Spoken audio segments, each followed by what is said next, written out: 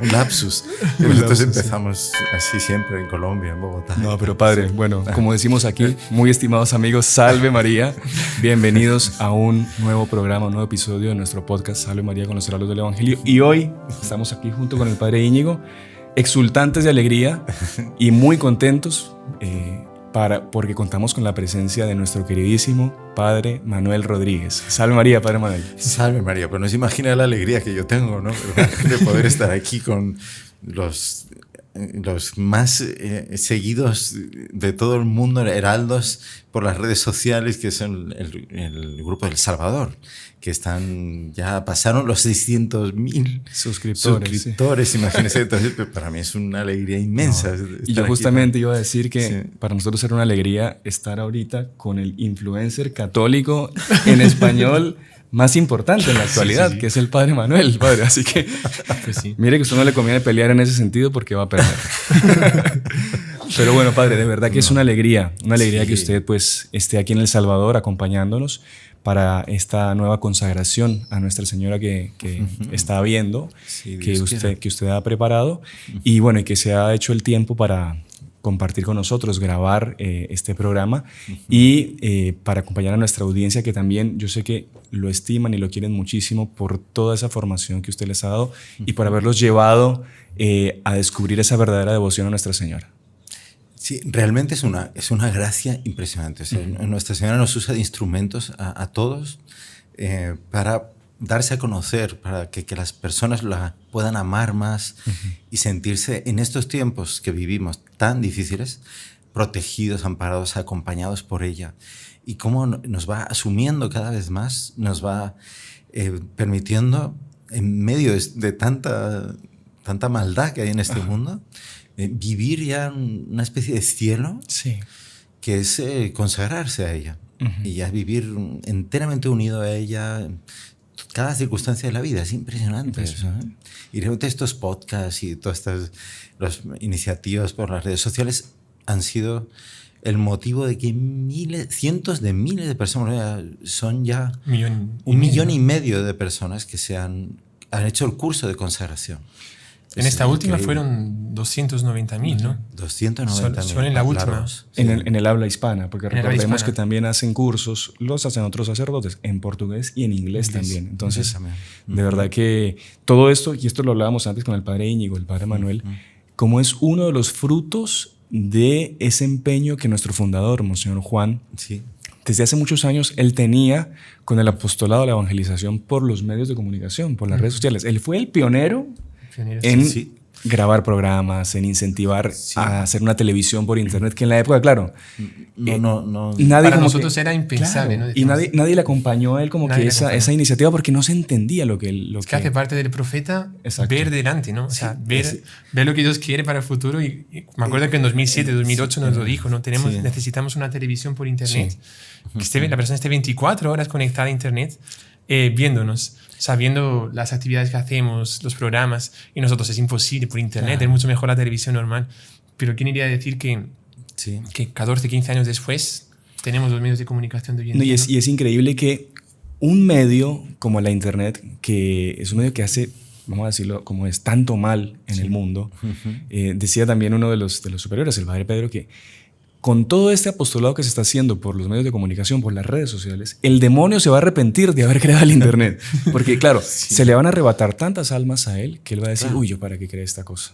Y es lo que, digamos, bajo la indicación de Monseñor Juan, como usted decía, el profeta tiene esa misión, guiar al pueblo de Dios. Es lo que él nos ha mandado a hacer y estamos haciendo. Y él veía esas cosas, él las ve, esas cosas, no porque haya hecho un estudio sobre medios de comunicación, marketing, no sé qué, jamás. Jamás. Es por pura intuición profética. Claro, o sea, digamos, el ver de Dios, ¿no? Exactamente, es un ver desde dentro de Dios los caminos que Dios quiere que vayamos recorriendo para cumplir su voluntad. Exactamente. Y estando tan desamparados como estábamos hoy en día, porque hay una confusión, un caos tan grande, pues ha sido esto, en internet. Llegar a lugares donde nunca podríamos llegar físicamente, ¿no? No, imposible, ¿no? Hay personas que nos escriben desde Irak. Imagínense cómo nosotros vamos a entrar. De Irak, de Emiratos Árabes Unidos. Sí. De Islandia. Islandia. Escribió una señora que se había consagrado ahora el fin de semana pasado. Impresionante, ¿no? Ella decía, me acuerdo que este servidor vio el mensaje de ella y lo mandó al grupo de consagrados y esto, que ella estaba pasando por depresiones tremendas y que gracias a descubrir lo que era esa devoción real a la Santísima Virgen por medio del curso del Padre, que ella ha conseguido sobrellevar toda esa situación, y en un país como Islandia, completamente, yo diría, ateo, y cuando no, pues protestante y esto, ella pues se ha conseguido mantener la fe gracias a esto. Y eso es satisfactorio, Padre. Claro, llena de una alegría inmensa, ¿no? Es un apoyo para esa gente que está pobre, sola ahí en medio de un mundo caótico. Y evidentemente a partir de la consagración, pues ella empieza todo un proceso que quiere saber más, quiere conocer más, quiere... Claro. Y en ese punto los podcasts están siendo también una cosa absolutamente impensable hace unos años, ¿no? Claro. Cuando empezaron los primeros podcasts yo ni sabía lo que significaba eso. Digo, pero ¿qué es lo que están haciendo en El Salvador? ¿Qué cosa más rara? Diga la verdad, Padre, ustedes decían, estos tipos están locos, ¿no? Sí, tal cual. Se sientan en una mesa a hablar exactamente. Y se graban. ¿Qué están locos estos tipos? ¿Quién les va a escuchar? ¿Quién los va a ver? ¿No? Y mire, Padre, ¿usted vio? No, 600,000 ya suscriptores. Como dicen, no hay que tener miedo al fracaso y no hay que tener miedo al éxito tampoco. Porque porque es hay que abandonarse a los brazos de nuestra a las manos de la providencia, y eso es lo que... Porque a veces la providencia pide fracasos también. Claro, sí, claro. Pero de repente, como somos esclavos de Nuestra Señora, es su obra, ¿no? Y en un programa que a veces nosotros pensamos, salió fatal, qué desastre... Ahí la Virgen lo toma y hace una maravilla. Después a la gente le gusta mucho. ¿No? Y otros que pensamos, no, hablamos súper bien, ¿no? Curioso. Ahí después es un fracaso, ¿no? A nosotros, lo voy a confesar aquí en público. Una vez, una semana, estábamos con 1000 actividades, Padre. No sé si estamos desviándonos del tema, pero es que cuando entra la gracia por un lado hay que ir. Y estábamos con 1000 cosas. Que el concierto de Navidad, que preparación de 1000 cosas para actividades con los niños de pobres por la Navidad. Claro. Y... llegó la semana, el día de grabar el podcast, no estaba el Padre Íñigo y dijimos, esta semana no grabemos. No sé, una semana que faltemos no pasa nada. Y el hermano Juan Andrés, que él siempre está ahí, al pie del cañón, dijo, no, mire, siempre, ¿no? sonriendo siempre, aunque por dentro esté destrozado, siempre transmitiendo la sonrisa. Claro, él dijo, no, mire, nosotros hicimos un compromiso de nunca fallar a la gente. Entonces, no sé, hagamos algo sobre la confesión, llame al Padre Víctor, sentémonos aquí, hablamos y listo. Él dice, el peor podcast es el que no se hace.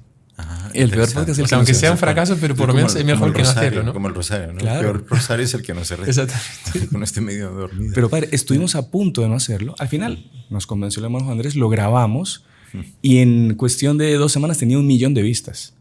Y con comentarios impresionantes. Gracias por este programa, me confesé después de 30 años. Con este programa entendí. Entonces usted dice, nosotros no tenemos el derecho de fallarle a la gente. Porque es un instrumento de la providencia. Instrumentos. Esclavos de Nuestra Señora, y ella usa el instrumento, ella es la que hace la obra. Sí. Nosotros estamos ahí. Somos, como dice San Luis, ¿no? Somos...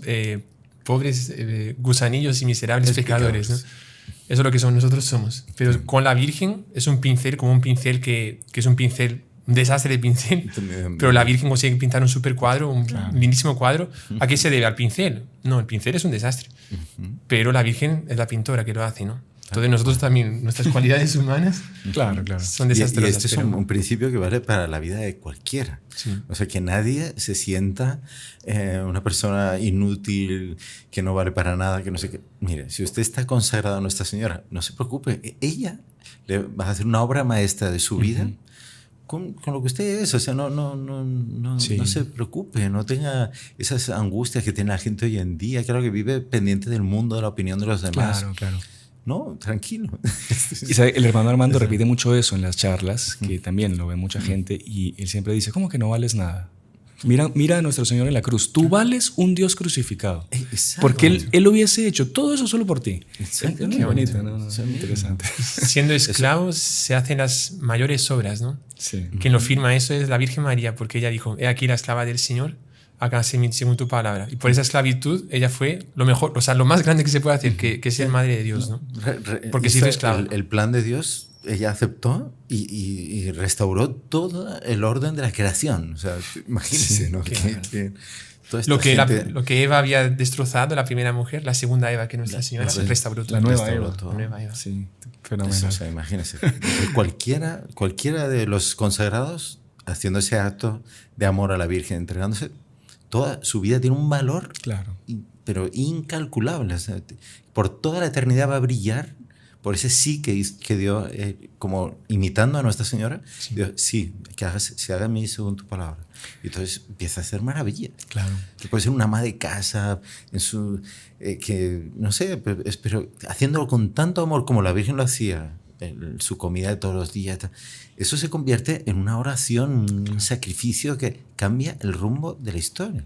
Que puede, ella sola, una persona así, en su casa, limpiando la casa, está convirtiendo, pero no se sabe a cuántos miles de pecadores que se habrían ido al infierno, pero lo está haciendo con el mismo amor que lo hacía Nuestra Señora. O sea, ¿cómo sentirse inútil o que no vale nada? Y eso es muy interesante, padre. Una persona que se consagra, o sea, que le entrega todo a Nuestra Señora, porque usted le entrega hasta las miserias, los pecados. Sí. Usted, como usted bien explica, usted pasa en todos sus actos a participar de los dones y de las gracias que tenía Nuestra Señora. Es como si fuese Nuestra Señora, porque usted ya no es usted mismo, usted ya no se pertenece. Es ella en el consagrado. Qué bonito eso. Toda la vida, cada momento, cada pensamiento, es ella ya que nos asume. Casi, o sea, creo que no es muy teológico decir eso, pero casi como los ministros, los sacerdotes actúan in persona Christi, en la persona de Cristo.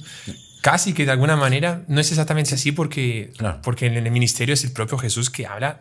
Sí, cuando dice cuando dice yo te absuelvo, es él. En el momento que está ordenado, pasa. Pero de alguna manera los consagrados como que actúan in persona María, ¿no? O sea, en la persona de María, no propiamente en cuanto a sacramentos ni nada, pero lo que hacen es como si la propia Nuestra Señora lo hiciese, ¿no? Tal cual. Qué interesante. Que es un tema también que, bueno, habría que desarrollarlo en otro momento, que Monseñor pues ha hablado últimamente mucho de eso, que son las gracias mariales, ¿no? Claro, ahí está. Que son esas gracias reservadas para los días de hoy, para los consagrados de estos tiempos, para afrontar todo esto que se nos viene encima y que sin esas gracias no tendremos cómo pasar esas pruebas, padre, ¿no?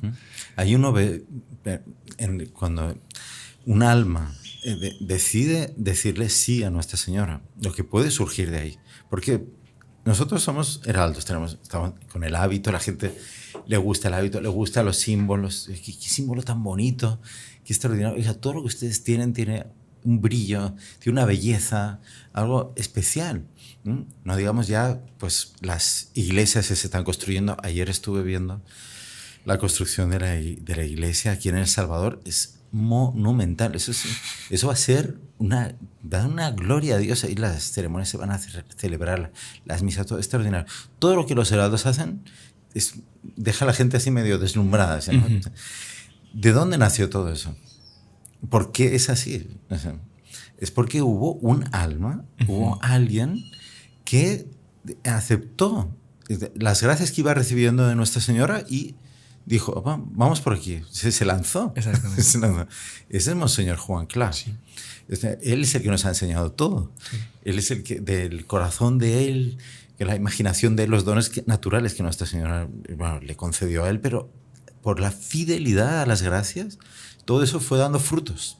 Por los frutos se conoce el árbol. Entonces, todas esas iglesias, todo el hábito, la manera de ser, la manera de hacer las cosas, el apostolado, el trabajo con los jóvenes, la formación de los jóvenes, las familias, la evangelización, hecho con esa capacidad de maravillar. Todo eso es fruto de un alma consagrada a Nuestra Señora, como esclavo de amor y que fue fiel, y de ahí salió todo eso. Pero con cuánto sacrificio, con cuántos sufrimientos, y sigue, continúa. Y con todo eso que él ha hecho, como dicen unas profecías, dotado de una humildad fuera de lo común. Porque ese esclavo Y no se adueña de nada. Nada. Todo eso lo retribuye a Nuestra Señora. Y por eso es que Nuestra Señora le da mucho más, la providencia le da mucho más. ¿Se acuerda que en los conciertos, cuando... Bueno, él fue el primero, como usted decía, ¿no? El pionero en todo lo que hacemos los heraldos. Sí. En los conciertos, él fue el primero que se dedicaba a la música. A veces cantaba la Salve Regina, la cantaba solo, ¿no? Porque en aquella época algunos no le seguían, ¿no?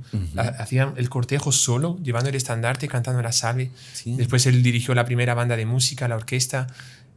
Todo fue el primero en que lo hacía, ¿no? El primer coro, él daba las clases de todo, de vocalización, explicaba cómo se tiene que leer en cada idioma. Las clases de latín fue el primero. Clases de latín. Bueno, de teología. De teología. ¿Cuántos años estuvo explicándonos el catecismo de la Iglesia Católica punto por punto, explicándonos, sacando todo el jugo? Todo eso nació de él. Sí. Las homilías, por ejemplo, ¿no? La forma de predicar de los sacerdotes la aprendimos de él, ¿no? Claro. Es que, todo eso que el padre decía, que la gente se encanta con el hábito, sobre todo se encanta con el tipo humano. El tipo humano. Y ese tipo humano es... Nosotros participamos del tipo humano de Monseñor Juan, de la forma de ser de él. Por eso es que la gente se encanta, porque no es el padre fulano. Sí, también ustedes tienen dones naturales también, pero sobre todo es por esa unión que tenemos con nuestro fundador. Y que él tiene con Nuestra Señora. Exactamente. ¿Se acuerda que en los conciertos, cuando aplaudía a la gente, él siempre hacía un gesto así y lo levantaba así, ¿no? Como que... Señalando a Nuestra Señora. Ajá. O sea, recibe todo ese aplauso, no es para mí, es para Nuestra Señora. Porque somos esclavos de ella, no tenemos derecho a honores ni nada. No, es todo para la Virgen, ¿no? Ya, a su vez, él ya recibió todo esto pues, del doctor Plinio, que le alumbró, se le explicó en qué consistía verdaderamente esa devoción a Nuestra Señora y que es la base del curso de consagración. Claro. Fueron esos comentarios que el doctor Plinio le hizo a él y a los de su generación. Pues imagínense hace cuántos años, ¿no? Muchísimos años. Pero él los asumió, él aprendió y los puso en práctica y dio lugar a todos los frutos que son los heraldos. Fenomenal, padre. Usted comentaba cuando veníamos del aeropuerto un hecho del doctor Plinio que él decía, en el futuro, no sé si usted quiere contarlo para que... Sí, muy, muy impresionante eso. Sí, cuando yo lo encontré, ese texto, porque estábamos traduciendo del portugués al español los comentarios del doctor Plinio sobre el Tratado de la Verdadera Devoción. Y a las tantas, él, en medio de la explicación que estaba haciendo, él dijo, yo tengo la impresión, esa especie de intuiciones proféticas que hablábamos antes, de que en el futuro nosotros seremos conocidos como los hombres del tratado. Qué impresionante. Qué impresionante. Increíble. Impresionante. Y es lo que se está realizando hoy en día. Sí. En una reunión de 1954, 55. Yo creo que esto lo conversamos en el podcast que hicimos a distancia también, pero usted ve cómo el Tratado de la Verdadera Devoción que San Luis escribió, digamos, inspirado evidentemente por Dios, por Nuestra Señora, y que misteriosamente fue oculto durante tanto tiempo, un baúl ahí. Más de 100 años. Y que San Luis ya lo preveía, ¿no? Ya lo preveía. Que las garras del demonio... Está en el libro. Durante más de 100 años este libro estará oculto. Guardado en un cofre.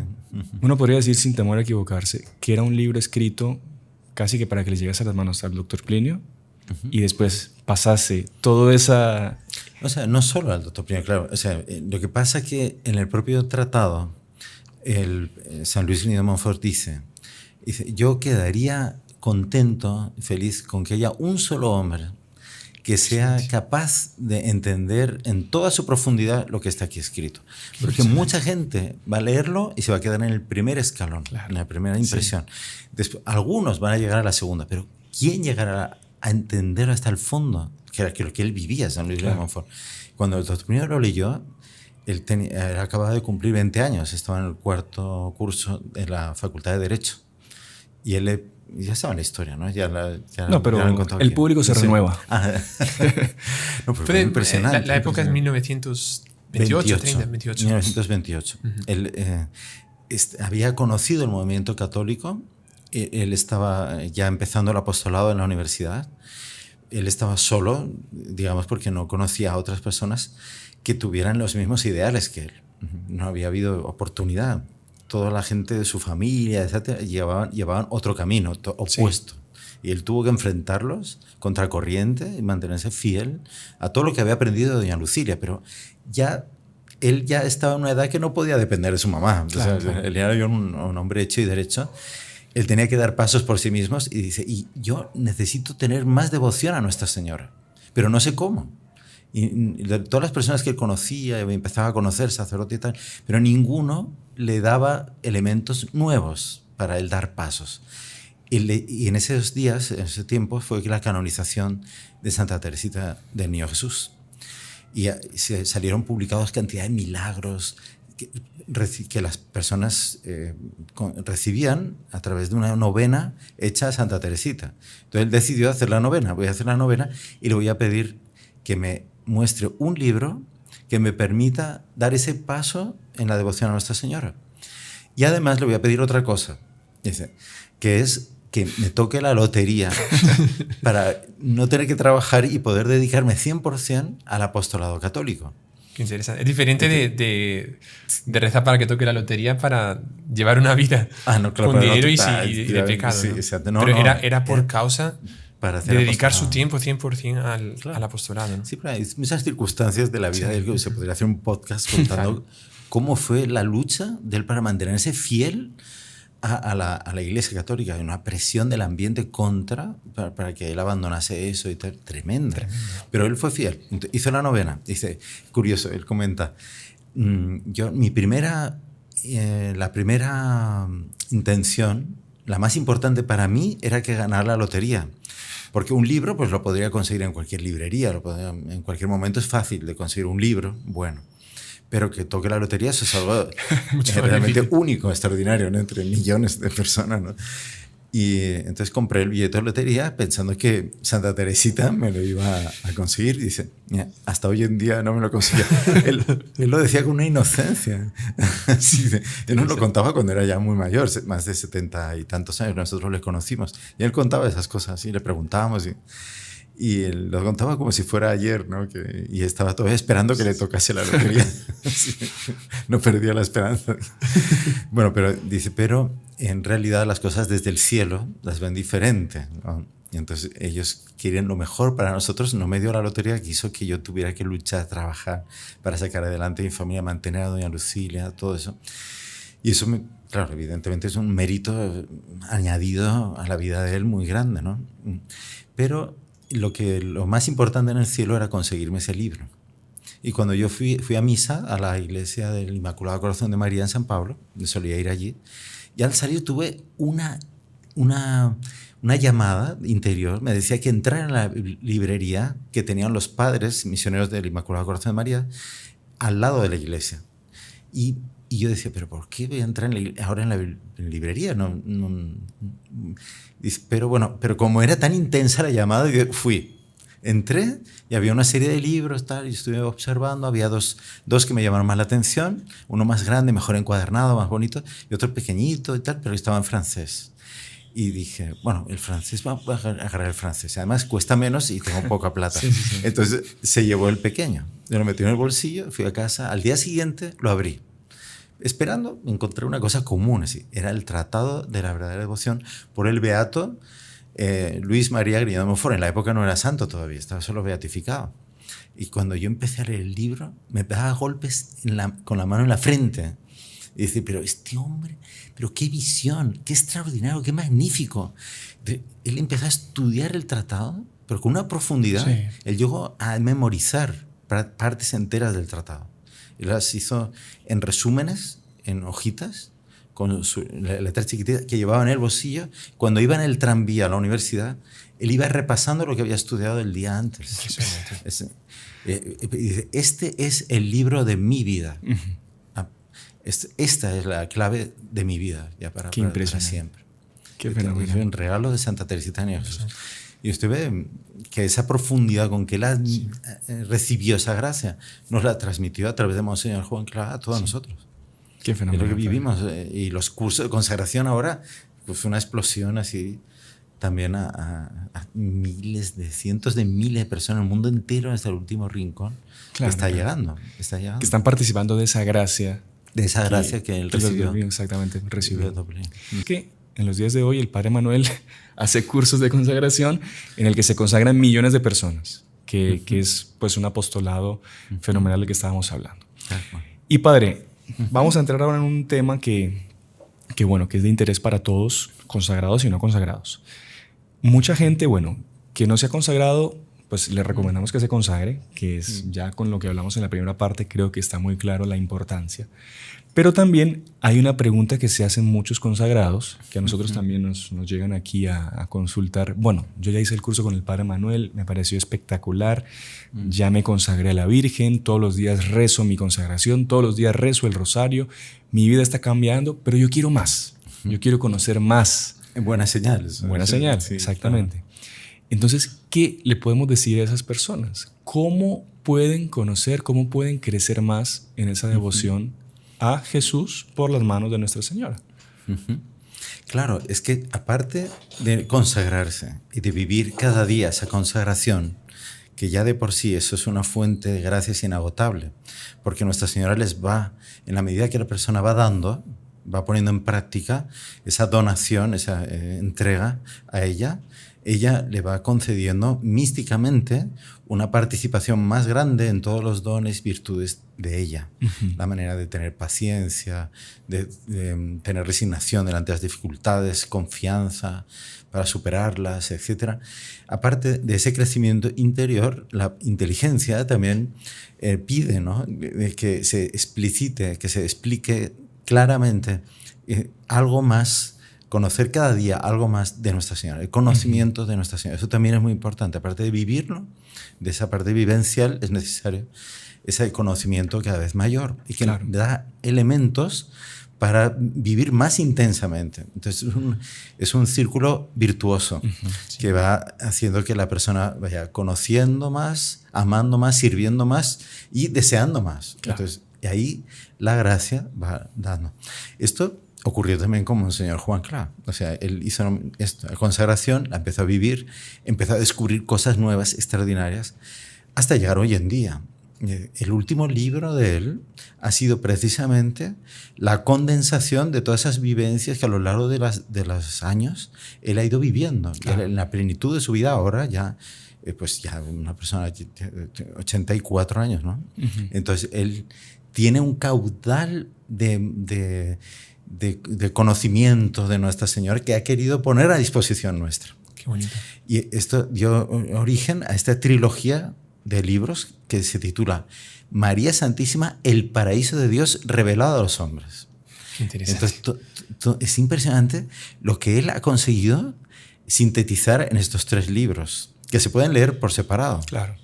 Porque el primero es precisamente la vida de él con Nuestra Señora. Las experiencias personales de él. Desde pequeño. Y que a muchas personas les está sirviendo, por los retiros marianos que hemos hecho, una de las meditaciones se basa en esto, a muchas personas le ha servido para también hacer como un repaso de su vida en esta clave. Claro. Y ver cómo desde chiquititos ya la Santísima Virgen le fue llamando, le fue protegiendo en tal momento de su vida, en tal circunstancia, a través de tal otra persona. ¿Cómo fue que me fue llamando hasta llegar a la consagración? Qué interesante. Qué bonito. Y eso es lo que cuenta en el primer tomo Monseñor Juan, mis relaciones con María Santísima. Después está en el segundo tomo, es la propia vida de Nuestra Señora, una estela de luz, dolor y gloria. Es cómo ella pasó toda su vida aquí en la tierra, haciendo la voluntad de Dios como perfecta esclava de amor, y todos los detalles de esa vida, las gracias que recibió, cómo ella correspondió a esas gracias, las pruebas que tuvo que pasar, que en los evangelios están sintetizadas a lo mínimo. Claro, exactamente. En el libro está contado con todo detalle. Y la gente dirá, ¿pero cómo lo sabe? ¿Qué lo vio? Y tal. No, pero ha habido muchos santos y santas a lo largo de la historia que lo han visto. Tal persona, tal santa, Santa Catalina de Emmerich, ella vio los aspectos de la pasión de Nuestro Señor, de la Virgen Santísima acompañada de la pasión. Pero no fue solo la pasión. Mucha gente solo conoce la pasión, según cuenta Ana Catalina de Emmerich. No, hay también la infancia de Nuestra Señora. Desde la creación del mundo.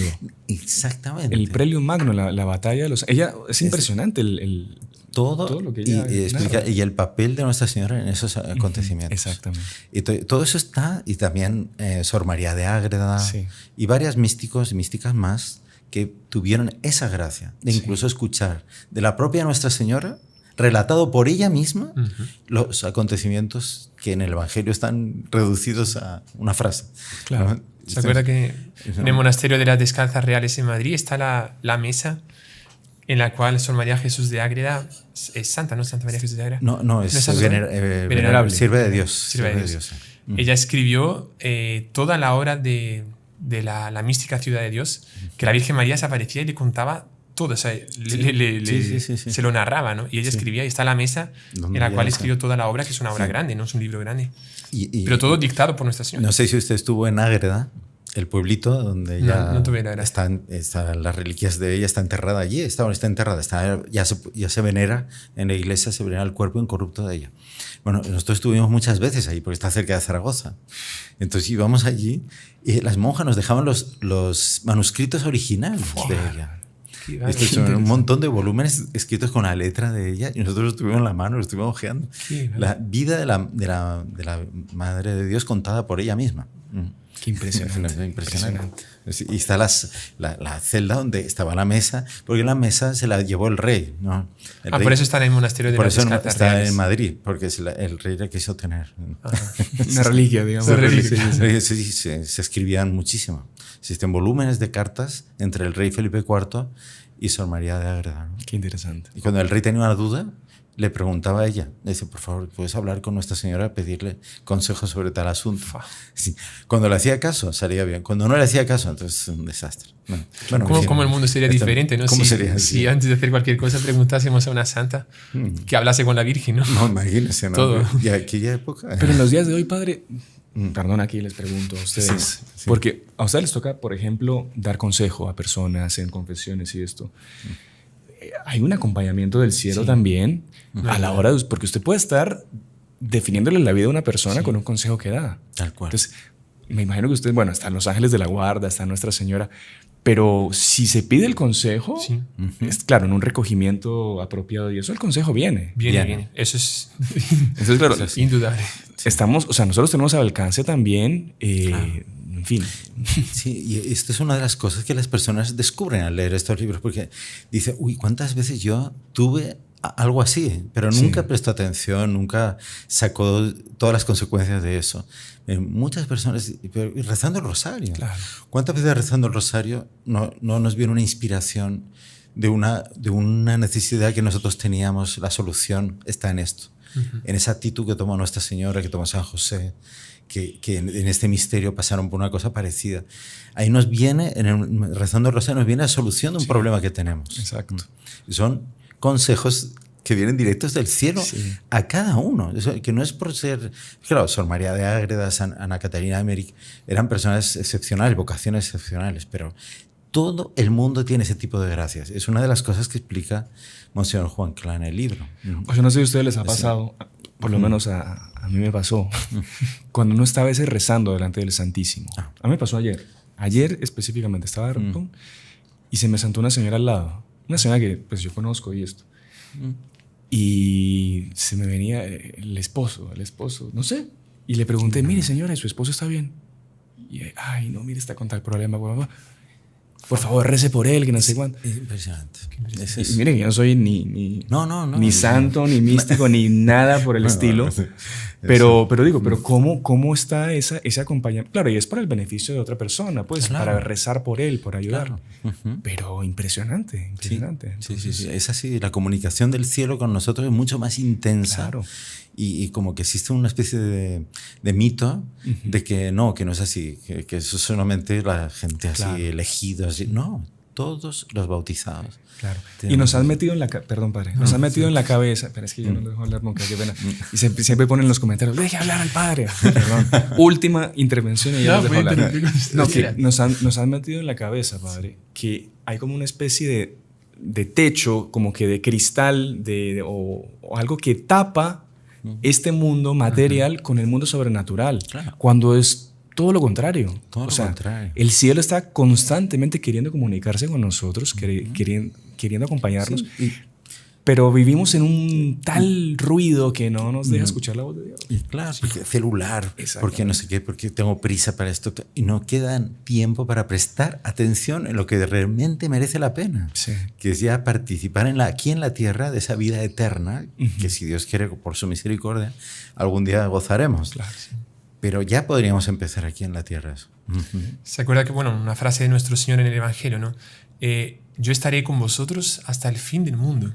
O sea, no es que nuestro Señor estuvo aquí en la tierra, resucitó, fue al cielo y ya, adiós. Él está con nosotros, claro que está principalmente en la Eucaristía, pero también Él quiere estar con nosotros conviviendo, ¿no? Una frase de un salmo que dice, mi delicia, de Dios hablando, o sea, Dios habla así en el salmo, mi delicia es estar conviviendo con los hijos de los hombres, o sea, con nosotros. Y Dios se encanta con hablar con nosotros, porque nosotros no le hablamos, ¿no? Nos quedamos cerrados, entonces cuando tenemos un problema, lo que usted dice, tenemos un dolor de cabeza, ya es tomar un medicamento. Tenemos cualquier problema, ya intentar solucionarlo por celular. ¿Por qué no es mucho más bonito que lo primero que hagamos antes de una solución humana? Dios, ayúdame, la Virgen María, ayúdame a solucionar este problema. Y ahí nos ayuda a quitar esa barrera que usted decía y a recurrir a lo sobrenatural, ¿no? Pedir ayuda al cielo. Y eso que ocurre a nivel personal de cada uno es los problemas de la humanidad, más todavía. Entonces, la verdadera solución de todos los problemas que la humanidad tiene hoy en día está en lo sobrenatural. Claro. Entonces, con todas las cosas técnicas que tenemos hoy en día, no conseguimos arreglar nada. Al contrario, se vuelven contra la propia humanidad. Claro. Entonces, con las armas, con todos estos desastres que vemos, climáticos, todo eso que es consecuencia del mal uso de lo que Dios nos dio, porque no escuchamos la voluntad, la voz de Dios, lo que Dios quiere. Que es lo mejor. Como decíamos en la primera parte, solo para corregir, que lo que usted dice, la creación de las cosas que el hombre va haciendo y que se vuelve contra sí mismo. Cuando yo me refería al Internet, creado por el demonio, o sea, evidentemente hay alguien que lo creó, pero digo que el mal uso que se le da al Internet a veces es una herramienta, un arma del demonio que nosotros... Y muchos saben a lo que me refiero, porque lastimosamente todos estamos expuestos a eso. ¿Cuántas veces el demonio no hace caer a las personas por medio de ese? La cantidad de personas que están en el infierno por causa de Internet. Claro. Y que personas mueren en pecado grave. Que eran buenas, pero que precisamente por el Internet se dejaron llevar de lo peor. Entonces, pero eso es, mire, nosotros lo escuchamos continuamente en las confesiones. Personas se han vuelto esclavas de vicios por culpa de Internet. Y podría ser, o sea, igual que se le da un uso excelente, pues con la difusión, pues como los podcasts, la formación católica y todo que ahora se puede. Pero lo peor ha sido lo que más ha crecido en Internet. Pero cuando la pandemia, sí, claro que surgieron todos los programas católicos de formación y tal, pero usted vea ¿cuál es la cantidad de páginas más vistas en Internet? Dice, páginas pornográficas y cosas de lo peor. Eso es el gusto de Satanás, ¿no? Claro. De llegar a través de eso hasta los niños y corromper a los niños cada vez más. Y es gracias a Internet y la falta de vigilancia de los padres, etcétera. Y que eso tiene un efecto similar a la droga, ¿no? Digo, de enviciar a la persona y exigirle más y pedirle más. Y es algo que si no se corta, no se ataca desde el comienzo. No hay nada que hacer. Esa persona, ese niño que se habituó ya desde pequeño a eso, ya no va a salir. Claro. Es fuerte. Va a ser cada vez más esclavo de eso.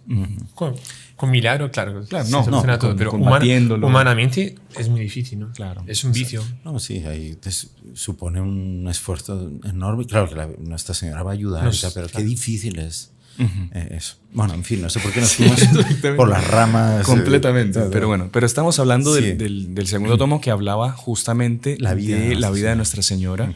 Que oculta, digamos, a los ojos del mundo porque, en fin, no es conocida, porque no está en las Sagradas Escrituras, como usted decía. No está explícitamente en las Sagradas Escrituras, pero sí está implícitamente. Claro. Porque, claro, hablan muy pocas cosas de Nuestra Señora, pero lo que habla es tan profundo que nunca vamos a dejar de sacar de allí nuevas enseñanzas y revelaciones sobre quién es Nuestra Señora y el papel de ella. hay mil situaciones en las Escrituras y uno queda con una interrogación. Dice, ¿por qué Dios hizo así las cosas? ¿No? Claro. ¿Cómo es eso? Por ejemplo, la Anunciación. Va a ser este día 25, el sábado. Muchas personas van a hacer la consagración porque es el día de los consagrados, el día que Nuestra Señora se consagró, que se hizo esclava del Señor. Que hágase en mí según tu palabra, ¿no? Que es lo que respondió el ángel. Ese diálogo entre el ángel y Nuestra Señora no duró un minuto, como que lo que uno tarda en leer el Evangelio. No, fueron varias horas de conversación. Bueno, en el libro está relatado eso, ¿no? ¿Cómo fue la acción del Espíritu Santo en Nuestra Señora, generando a la segunda persona, la Santísima Trinidad? Dice, ¿qué relación se estableció a partir de ese momento entre el Espíritu Santo y Nuestra Señora? Qué impresionante. Todo eso está explicado aquí, ¿no? Formaron, o sea, un solo espíritu. El Espíritu Santo y Nuestra Señora forman un solo espíritu. Porque de tal manera, matrimonio, ¿no? Es matrimonio. Ella es esposa del Espíritu Santo. Real, ¿no? Por el cual ninguno de los dos ya puede actuar sin el otro. Qué impresionante. Pero por voluntad de Dios. Qué impresionante. Que tomó la iniciativa. Él quiso ser esposo de Nuestra Señora. Eso es una cosa. ¿Qué consecuencias eso tiene? Y para cómo eso se va a ir desarrollando en esta era de María, que va a ser el reino de María. Cómo eso va a dar lugar a una santidad de un tipo que nunca existió y que ya en algunos momentos de la historia moderna apareció, que es, por ejemplo, los pastorcitos de Fátima, que ellos son santificados por una acción directa de Nuestra Señora. En un instante se convierten en santos a la altura de los mayores saltos de la historia. O sea, son un San Pablo que dice que estuvo en el tercer cielo, ¿no? Y que lo que él vio allí ni un ojo puede ver, ni un oído, ni la mente humana imaginar, nada, porque es algo que supera todo lo terrenal. Bueno, ellos lo vieron en un instante, cuando Nuestra Señora termina de hablar con ellos, en la primera aparición.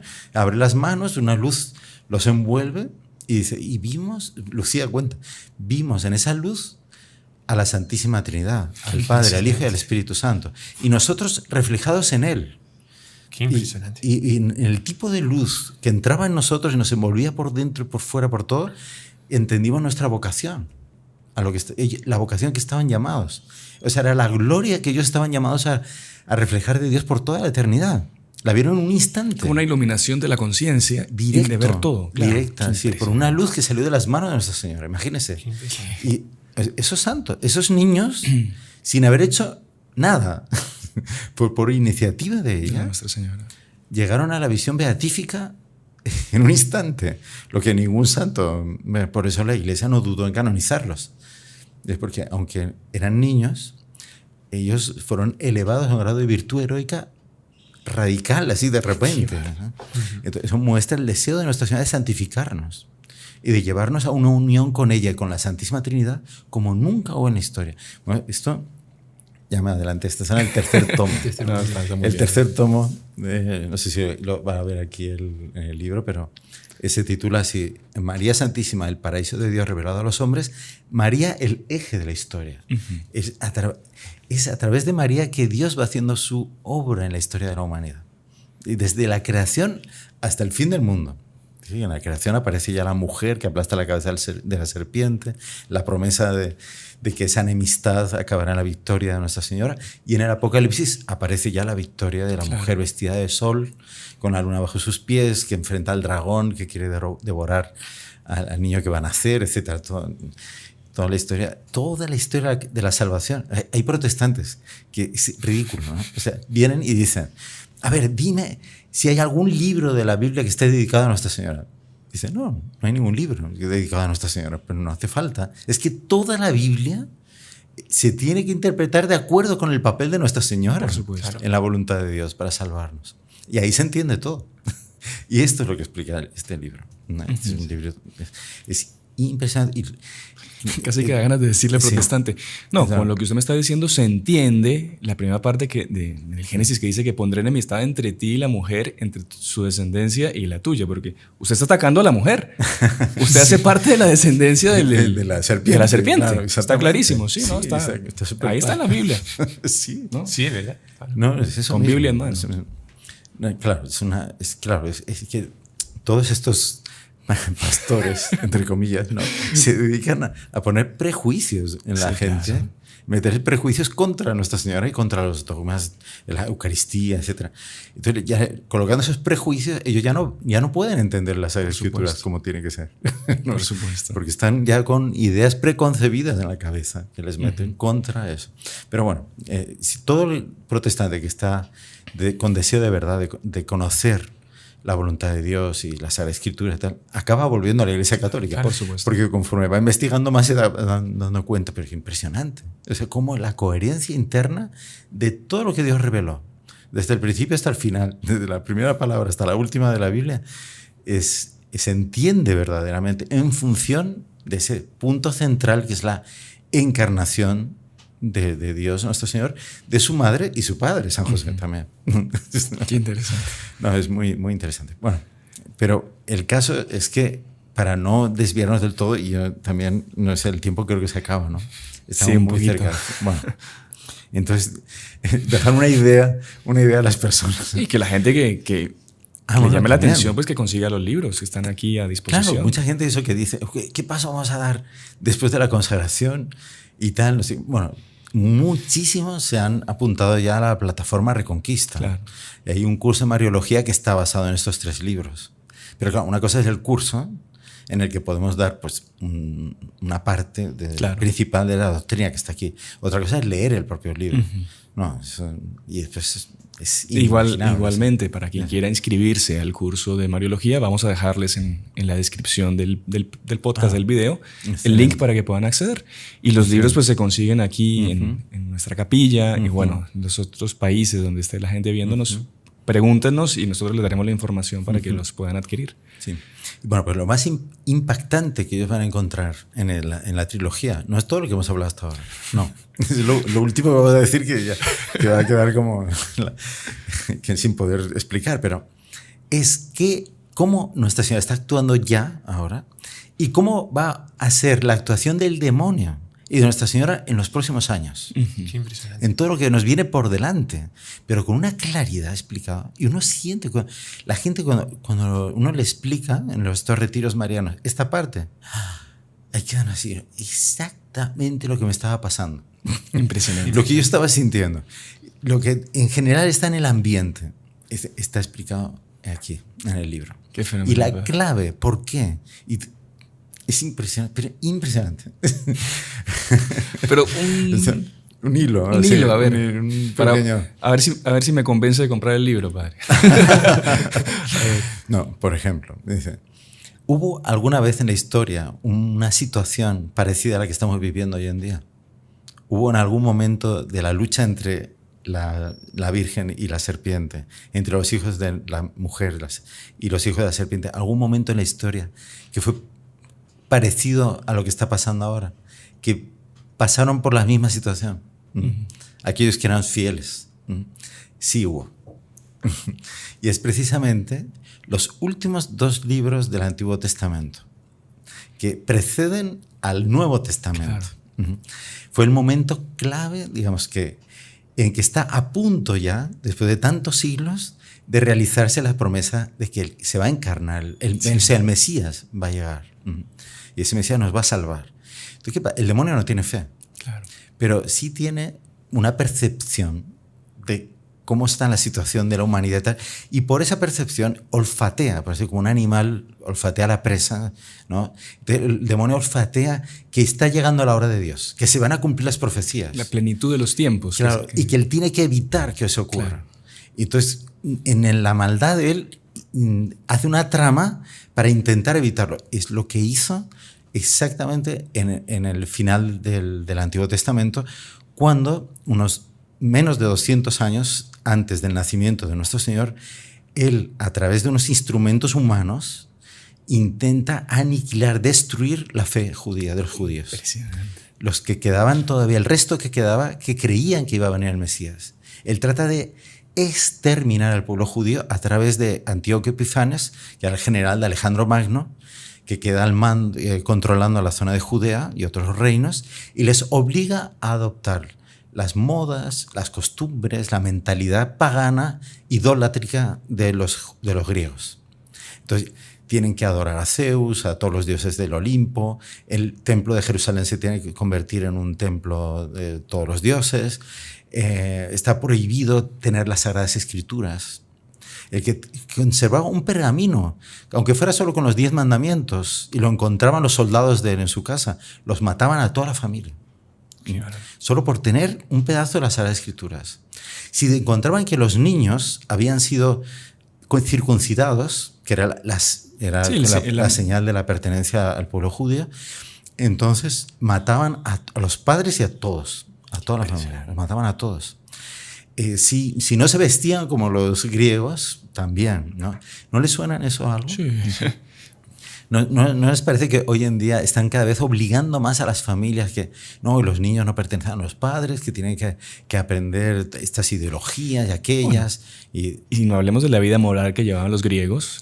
Exactamente. Que es lo que se ve hoy en día. Exactamente, eso mismo. Con jurisdicción y todo. Sí, es algo que es una ley que... O sea, los griegos eran inocentes comparados con los de hoy en día. Bueno, exactamente, es una cosa, eso mismo. Sí. Pero para ellos era normal. Ya era fatal. Pero era el pecado. Pecado con libre... abierto. Sí. Exactamente. Impresionante, padre. Y querían obligar a los judíos a eso, hasta que hubo una familia, hubo un hombre que era Matatías, el patriarca de la familia de los macabeos, que da origen a los macabeos. Él con sus hijos dice, no, nosotros no vamos a adorar a los ídolos, no vamos a seguir las costumbres paganas, nosotros somos fieles a Dios nuestro Señor. Y esta familia es tomada por la providencia para salvar a todo el pueblo judío, todos los que todavía mantenían la fe. Claro. Y eso da lugar a ese resto de Israel que mantienen la fe en el Mesías, del cual van a aparecer San José, Nuestra Señora, y los pocos judíos que de verdad creían en el Mesías todavía. Por cierto, el libro de los Macabeos, que arrancado así por Martín Lutero como si nada. Ah, sí, bueno, eso, ¿por qué? Claro, sí, pero ¿sabe por qué lo arrancó? Porque habla de que es bueno rezar por los muertos. Sí. Y entonces, entonces pero hay algo así, en fin. O sea, usted ve que es muy...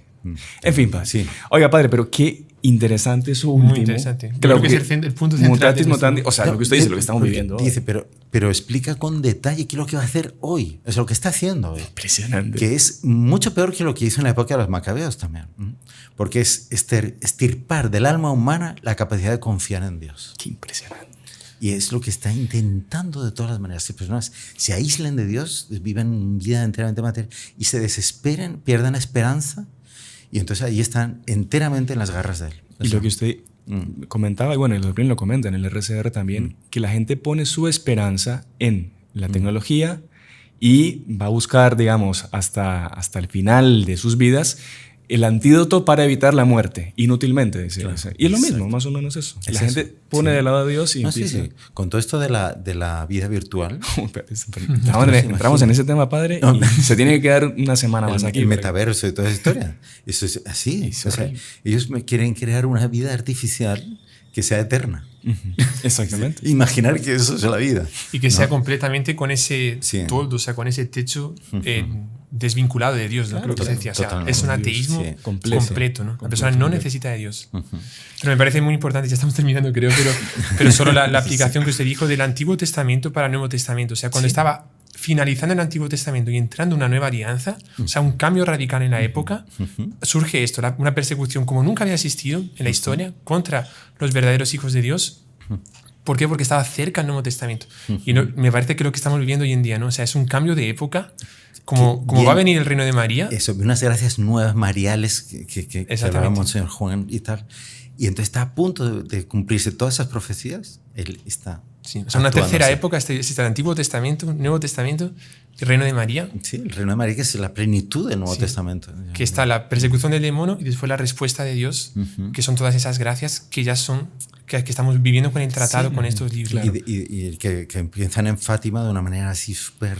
Sí. Y que esas personas que son marcadas por Nuestra Señora, por así decirlo, con la consagración, son los que van a tener esas gracias. Sí. Lo dice San Luis en el tratado. Solo los que se consagren como esclavos de amor pasarán para el reino de María. Impresionante.